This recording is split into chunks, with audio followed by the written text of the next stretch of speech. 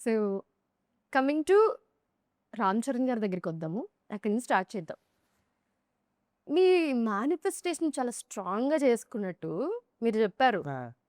'పెద్ది' ఆ!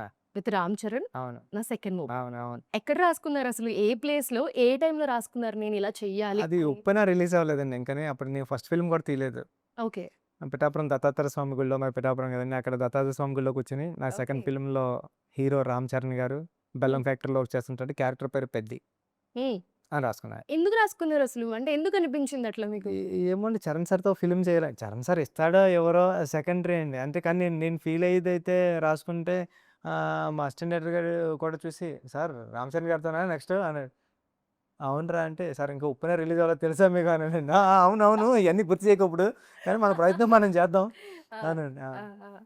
సో, ఎన్ని years back ఇది ఆల్‌మోస్ట్? 2021లో 'ఉప్పెన' ఫెబ్‌లో రిలీజ్ రిలీజ్ అయిందండి. అయింది. అవును. ఫిబ్రవరి 2020లో అండి. హ్మ్. 20లో నవంబర్ అలా. నా మొబైల్‌లో ఉంది చూపిస్తాను మీకు. ఆ స్క్రీన్ షాట్ కూడా తీసి. 6 ఇయర్స్‌లో ఆ! మీ మేనిఫెస్టేషన్ ఇక్కడ ఆ! కనిపిస్తోంది. ఇంత అనుకోని స్ట్రాంగ్‌గా. ఆ! నిజంగా నేను అదొకటి నమ్ముతానండి. అనుకుంటే అవుతది. హ్మ్. నువ్వు కల్మషం లేకుండా మంచిగా గట్టిగా కోరుకుంటే ఏదన్నా అయిపోతదని నేను నమ్ముతానండి.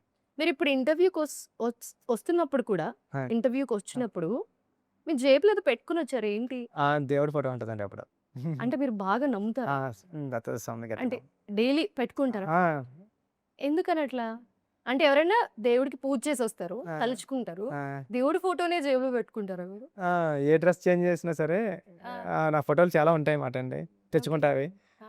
టింగ్‌మని జేబులో పెట్టేసుకొని వచ్చేస్తా బయటికి. ఓహ్! హ్మ్. ఓకే. నైస్ అండి. కొత్త విషయం అయ్యో! తెలుసుకున్నాం మీ గురించి ఈసారి మేము.